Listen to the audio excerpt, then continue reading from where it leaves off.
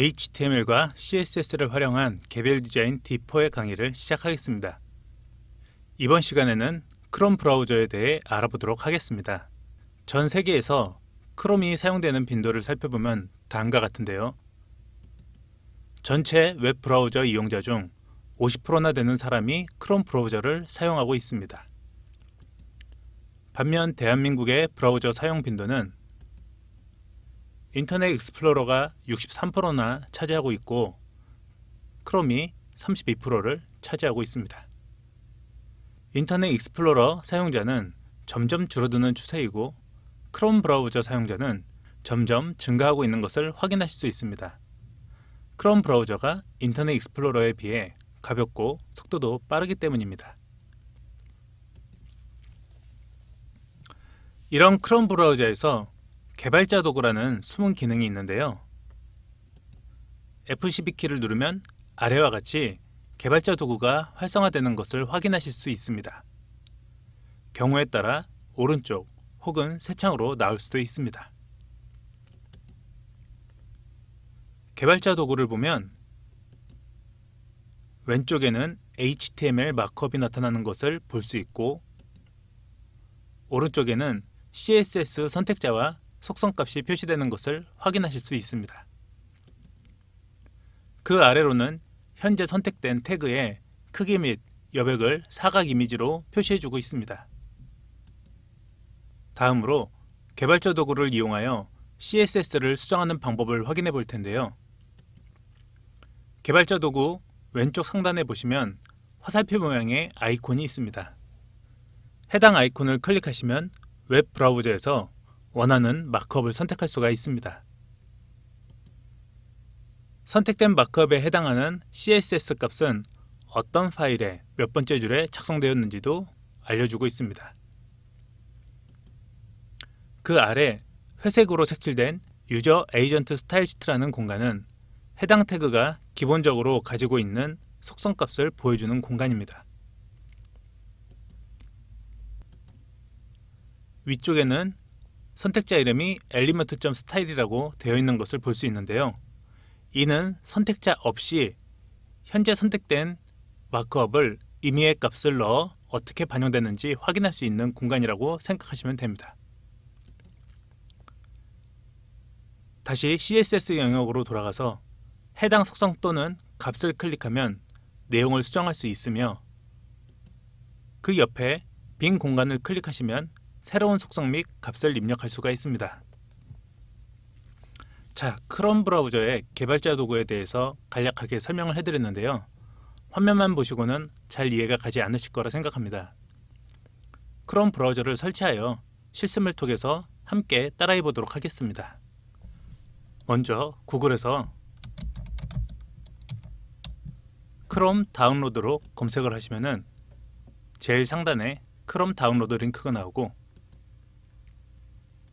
해당 링크를 통해 들어가면 크롬 다운로드 버튼이 보입니다. 클릭을 하신 후 크롬 브라우저를 기본 브라우저로 설정한다는 체크를 해제해 주시고 동의 및 설치로 설치하도록 하겠습니다. 설치가 완료되면 다음과 같이 크롬 브라우저의 안내 화면이 나오는데요. 전부 닫아주시면 되겠습니다.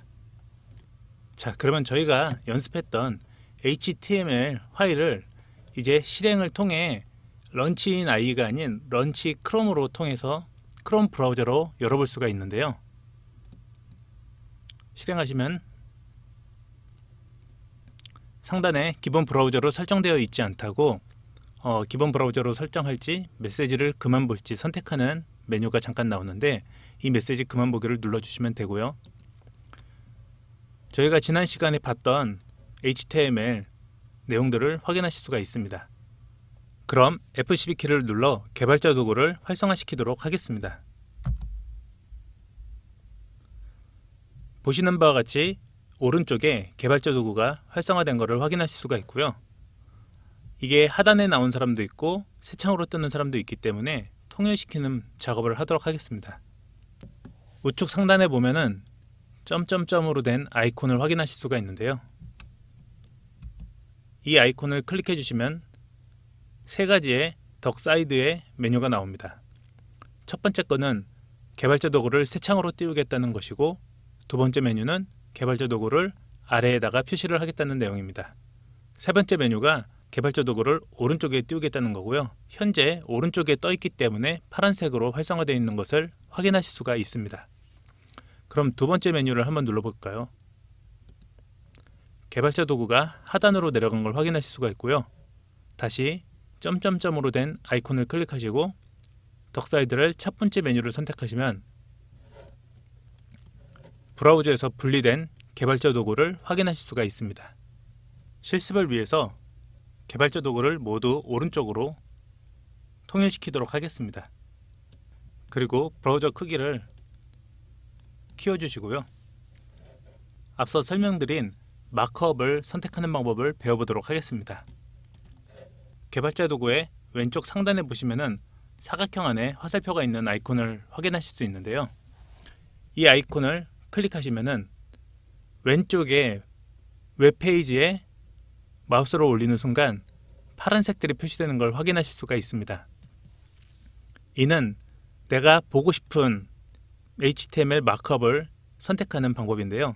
로고를 보고 싶으면 로고 위에 마우스를 올리면 되고, 글로벌 메뉴를 보고 싶으면 글로벌 메뉴 위에, 메인 메뉴를 보고 싶으면 메인 메뉴 위에, 배너를 보고 싶으면 배너 위에, 소비자가를 보고 싶으면 소비자가 위에, 바로 구매 버튼을 보고 싶으면 바로 구매 버튼 위에, 이런 식으로 마우스를 올리면 해당 개체를 1차적으로 선택할 수가 있습니다. 그러면은 로고 이미지를 한번 선택해 볼까요? 선택하는 순간 오른쪽에 이미지 태그가 선택된 것을 확인하실 수가 있습니다. 로고 이미지는 선택을 할 수 있지만 다시 한번 화살표를 선택 후 로고 이미지를 감싸고 있는 로고 에어리어를 선택을 해보도록 할 텐데요. 생각처럼 선택하는 게 쉽지가 않습니다. 이렇게 될 경우 첫 번째 이미지를 먼저 선택을 하시고, 이미지를 선택하면 오른쪽에 이미지 마크업이 선택이 되는데 그 위에 로고 에어리어를 직접 선택해 주시는 것이 훨씬 편하고 쉽습니다.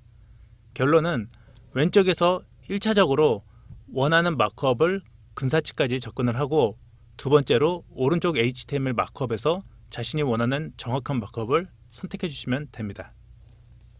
자, 그러면 현재 로고 에어리어라는 클래스명을 가진 div를 선택을 하셨는데요.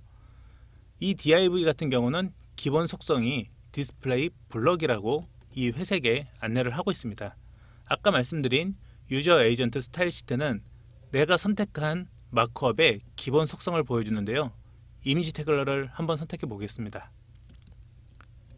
이미지 태그를 선택하니까 기본 속성에 대한 내용은 아무것도 안 나오고요. 그러면 UL 태그를 한번 선택해 볼까요?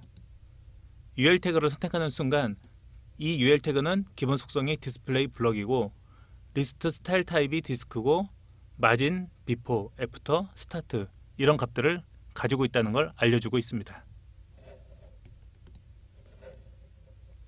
다시 로고 에어리어 div를 선택하고요. 이번에는 엘리먼트 스타일에 대해서 다시 한번 말씀을 드릴 건데요. 저희가 앞서 배운 스타일을 주는 방법은 선택한 선택자 안에 값들을 입력하는 거였습니다. 로고 에어리어라는 클래스명을 준 div가 있었고, 그것을 선택하기 위하여 .로고 에어리어라는 클래스 선택자를 선택을 했었습니다. 그리고 그 안에 CSS 값인 가로는 150, 보더는 1픽셀의 빨간색, 마진 탑은 50, 왼쪽 오른쪽은 오토로 줬던 걸 확인하실 수가 있는데요. 이 로고 에어리어 같은 경우는 현재 클래스가 선택되어 있지만 DL 클래스 인포 같이 클래스명은 줬지만 선택자를 작성하지 않았던 것들은 아래 보시다시피 선택자 모양이 나오지 않는 걸 확인하실 수가 있습니다. 그럴 경우 인위적으로 CSS 값을 주고 싶다면 엘리먼트 스타일에다가 작성을 하시면 되는 것입니다. 엘리먼트 스타일 옆에 클릭을 해보시면은 속성을 먼저 입력할 수 있는 공간이 나오고요. CSS를 배웠을 때 기억하실지 모르겠지만 속성과 값은 콜론으로 구분이 되고 하나의 값이 끝날 경우 세미콜론으로 마감한다고 말씀을 드렸습니다. 현재 그 구조가 그대로 보이는 것을 확인할 수 있고요. 자세히 보시면 콜론 앞에 커서가 깜빡거리는 것을 확인하실 수가 있습니다. 엘리먼트 스타일 옆에 클릭을 해보시면은 새로운 속성과 값을 입력할 수 있는 영역이 나타나고, 가로값을 한번 줘보도록 하겠습니다. 위드가 가로값이고요. 300 픽셀로 한번 줘보도록 하겠습니다. 실제로 가로 300이라는 값을 줬지만 왼쪽에는 아무런 변화가 없고 오른쪽에 마크업을 보시면 좀 독특한 걸 보실 수 있는데요.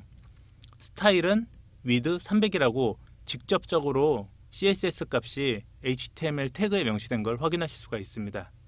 이렇게 될 경우 간단하게 사용은 가능하지만 재사용도 불가능하고 수정도 용이하지 않기 때문에 이 구조는 잘 사용하지 않도록 하겠습니다. 자, 그럼 이번에 저희가 작업했던 메인 메뉴를 이 크롬 개발자 도구를 이용해서 수정을 해볼 건데요. 먼저 항상 동일한 순서를 반복하게 될 겁니다. 그 순서를 잘 기억해 주시면 되는데, 최초에 해줘야 할 일이 내가 수정하고 싶은 영역을 먼저 눈으로 확인을 해 두시고 오른쪽 위에 있는 화살표를 선택하셔서 해당 영역을 클릭해 주시면 되는 겁니다. 이렇게 되면은 현재 선택된 게 UL 태그의 클래스명이 메뉴인 UL 태그를 선택했다는 것을 확인하실 수가 있고요. 이 태그 같은 경우 가로 크기는 1000, 라인 하이트는 40픽셀로 되어 있는 걸 확인하실 수가 있습니다. 백그라운드 컬러는 회색인 샵2222라는 값을 갖고 있고요. UL 태그를 한번 열어보도록 하겠습니다. UL 태그를 열어보면 첫 번째 메뉴, 두 번째 메뉴, 세 번째 메뉴, 네 번째 메뉴에 해당되는 LI들이 있는 것을 확인할 수 있고요.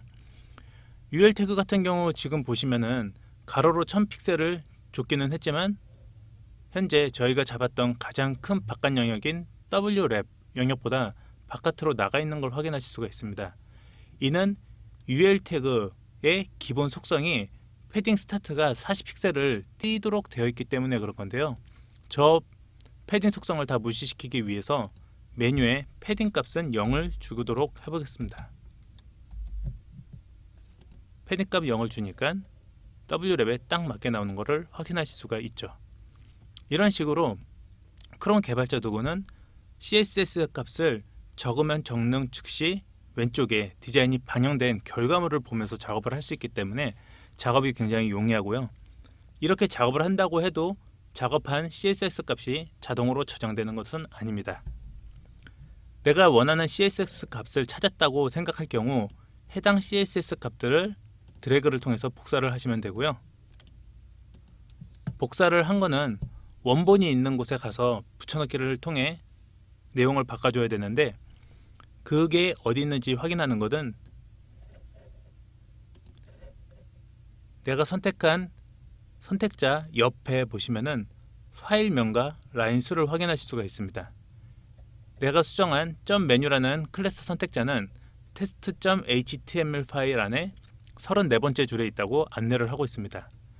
방금 .메뉴 속성과 값들을 복사했기 때문에 테스트 HTML의 34번째 라인에 가서 변경해 주도록 하겠습니다. test.html 파일에 34라인을 찾아가 보니까 .메뉴 클래스 선택자가 보이고요. 이 안의 내용을 수정을 했기 때문에 전체 붙여넣기를 통해서 내용을 수정해 주시면 되는 겁니다. 그리고 새로 고침을 해보면은 이제 메인 메뉴가 틀어지지 않는 것을 확인하실 수가 있습니다. 아직도 감이 잘 안 오실 텐데요. 제가 똑같은 이 작업들을 계속 설명을 드리면서 연습을 할 거기 때문에 보시면서 따라해 보시면 좋을 것 같습니다.